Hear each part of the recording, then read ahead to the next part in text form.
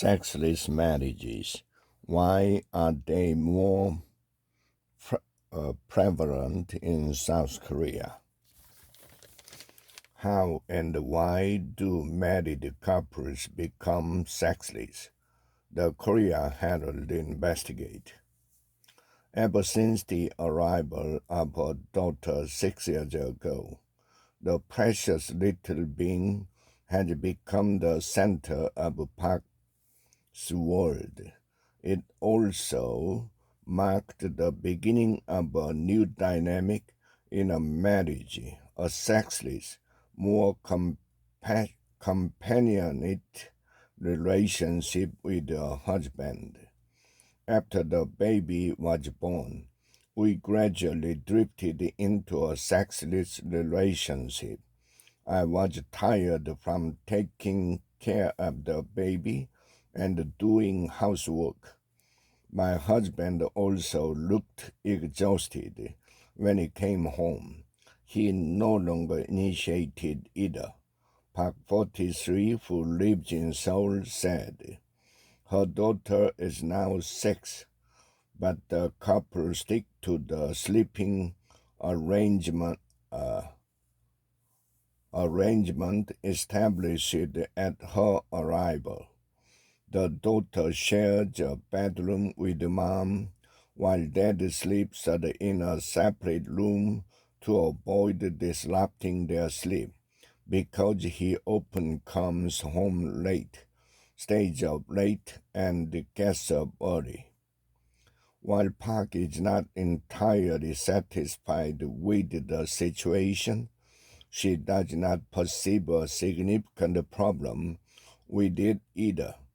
The lack of sexual intimacy between her and her husband isn't enough to justify breaking up the family, which would have a life-changing impact on their child.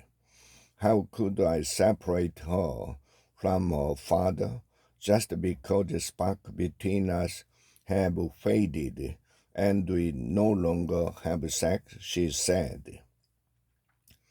The Korea Herald wasn't able to interview Park's husband, but if he is on the same page with her, they could be classified as a sexless couple, as defined by Japanese psychiatrist Teruo Abe. First introduced by him in 1991, the term refers to married couples who, without any specific circumstances, have no sexual activity for 1 month or more by mutual agreement. Data on sexless married couples is rare, especially in Korea. But it is safe to say that Park's sexless marriage is not uncommon in Korea.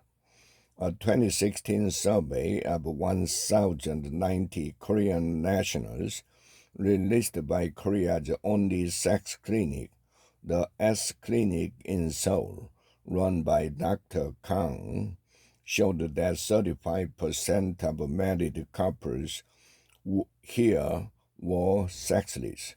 According to the study, Korea had the second highest rate of sexless marriages among the countries surveyed, following Japan at 44%, while the global average stood at 20%.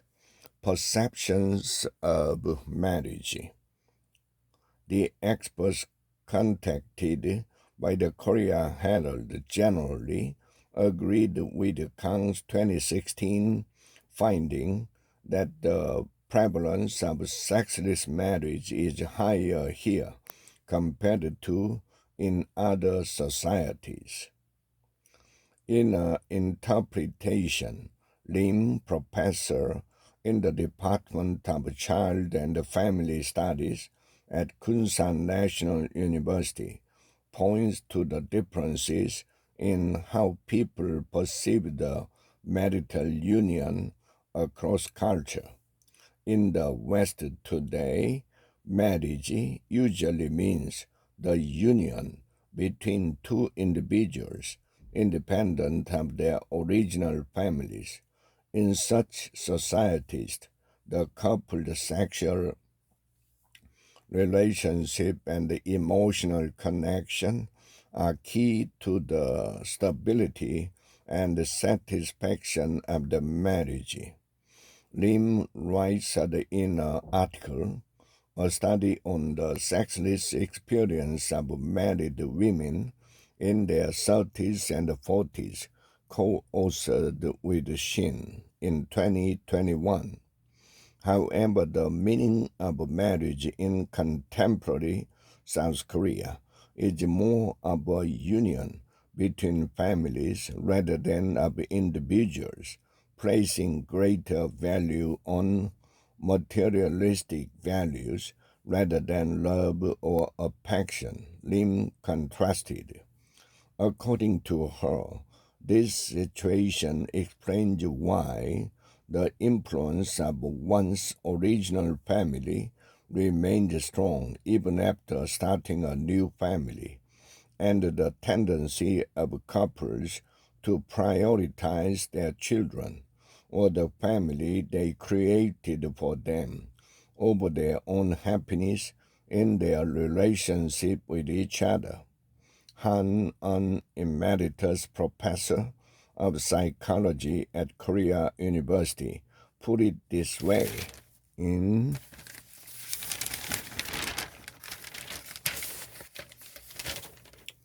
Western countries, the couple is the center of the marriage. The culture constantly confirms that the two partners are sexually attracted to each by confessing their love and publicly showing their love, such as by kissing in public. The couple's bedroom is exclusively for them, and even infants typically sleep separately, he noted. But for the last several hundred years in Korea, the family structure has been centered patriarchally around the father and the sons, who are male and support the family financially, according to Han. During the Joseon era, 1392 to 1910, people married out of the socioeconomic necessity of their families. Men and women were separated in the home in a microcosm of Neo-Confucian society, writ large. It was customary for husbands and wives to live in different spaces in the home, with the husband in the sarangbang and the wife in the ambang. They would come together to sleep only on auspicious days specifically chosen for the purpose of conceiving a son, according to Han. For Korean married couples, the primary purpose of sex was to producing offspring, he argued. Parents were not supposed to show love or sexual desire at all in front of their children. Also, Korean society has been lenient regarding men fulfilling their sexual desires outside the home. He pointed to courtesans during the Koryo and the Joseon dynasties, known as kiseng, who were lower-class women providing artistic entertainment and sexual services to upper-class men.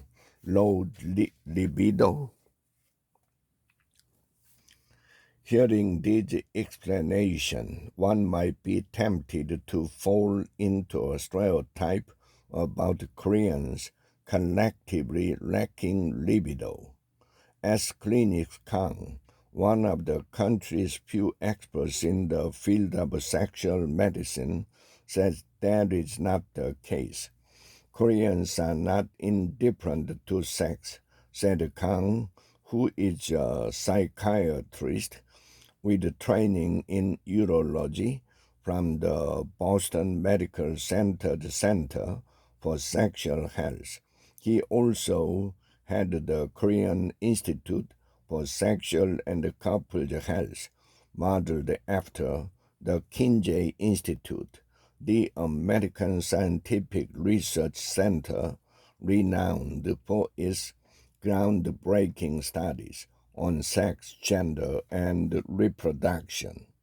He cited surveys, including one conducted with patients at his own clinic, where 91% of respondents said sex is crucial to their lives and relationships.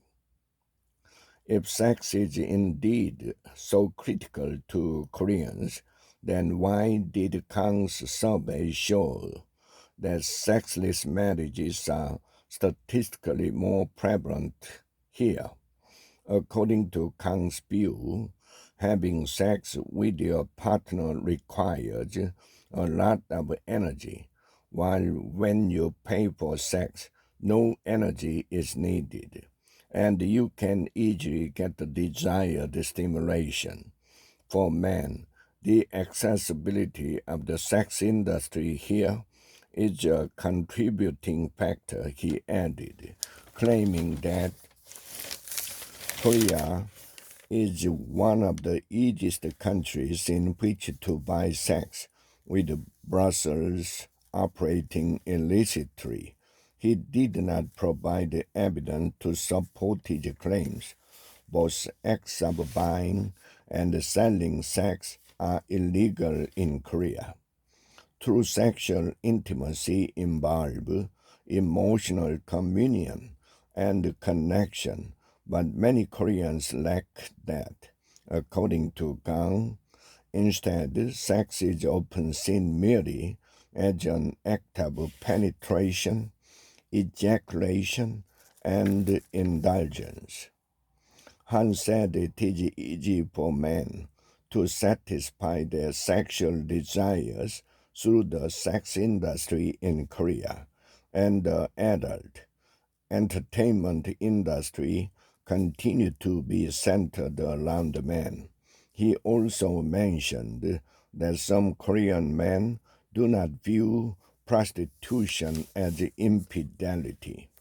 According to his 2016 survey of his patients, 40% of men said prostitution does not count as an affair, while about 15% of women shared that view.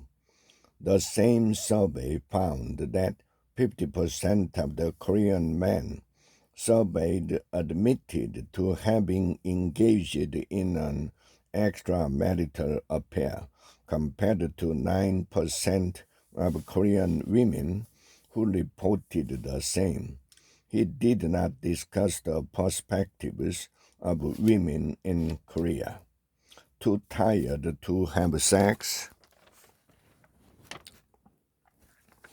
A major factor driving married Korean sexless is that many are simply too exhausted to have sex, says the pair, head of the Happy Sex Culture Center in Seoul, which provides sex-related counseling and education, and the former chair of the Korean Association for Sexual Health. Koreans lead such busy lives, devoting most of their energy to their public roles, long working hours, highly competitive workplaces, and frequent company dinners leave people utterly drained, she said. By the time they get home, they are too tired to invest in personal relationships. Because people often don't think much about the importance of a personal relationship, they often don't realize the joy those relationships can bring, she said. After expending all their energy at work, people collapse into bed and turn to their smartphones. They laugh at content, getting a small dopamine boost from that, she said. Seoul resident Kim, 46, couldn't agree more. He said he cannot remember the last time he had sex with his wife. I fall asleep playing games on my phone or reading webtoons while my wife spent her time on Instagram or online forums for mom, he said. They sleep in the same bed, but they turn their backs to each other. This position is not intentional, nor does it reflect any tension in their relationship. It had simply developed as a way to avoid disturbing each other with the light from their devices, according to Kim. Once in a while, I think we should try to reconnect sexually. But when I think of early morning meetings and ongoing projects, I just feel too tired, he said. No sex, does it matter? Young, a divorced lawyer with 24 years of experience, said that 80 to 90% of our clients seeking a divorce are in sexless marriages.